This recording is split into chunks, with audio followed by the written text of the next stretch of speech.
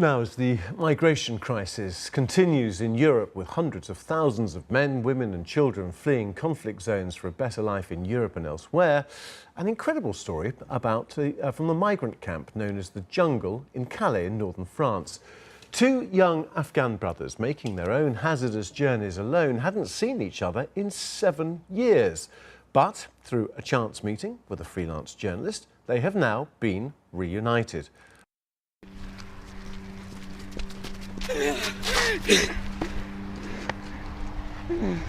Noor and Alam can't let go of each other. They are both crying.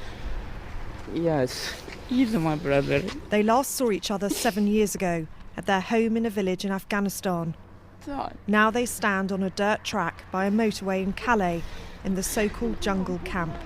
I never believe he's mine. He's no big man. Oh, he was very child. Noor, who is 22, can hardly believe how his baby brother, 16-year-old Alam, has grown. Hand in hand, they walk to the wooden hut Alam has been living in for the last 8 months. I'm so happy. Now I know I'll enjoy my life. I found my family. So this is your house? As we sit on the floor of the small plywood hut, they tell the story of how they became separated. Noor had been out playing with his friends in their village. He returned home to find it was on fire. His family nowhere to be found. Every people was happen. I run. You could see there was a fire? Yeah, there was fire. When I go home, because nobody was there, I was crying, shout, because what's my family. His father had been killed by a local warlord. His mother had fled with Alam. Noor made his way to Europe. He tried and failed to make contact with his family.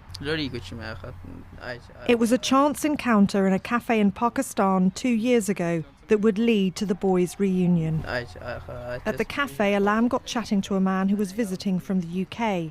The man showed him photos on his phone, and up popped a picture of Noor. Noor now translates for Alam. When I saw your picture on the phone first, I think that's you. Until that moment, Alam had no idea that his brother was in England. I told him because he's my brother. That guy said, how do you know that's your brother? How did he feel when he saw the photo?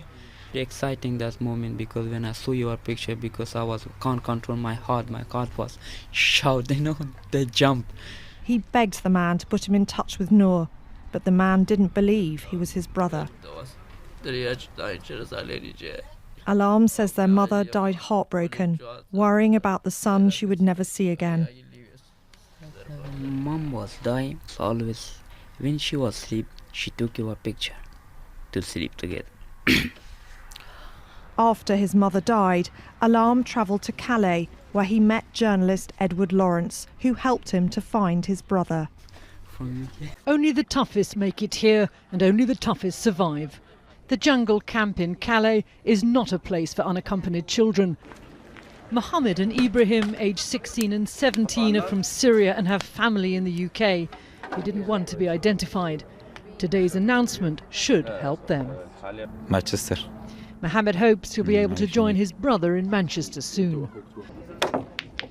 The Lost Boys of Calais, as they are known, are a tiny fraction of the tens of thousands of unaccompanied minors across Europe.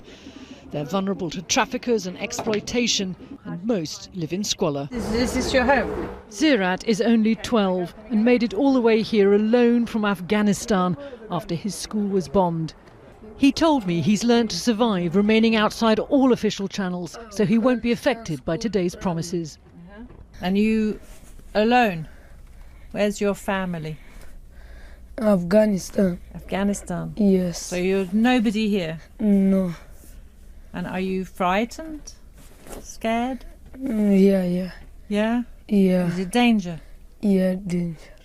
Helping children like Zerat without encouraging many more to take risks and come won't be easy.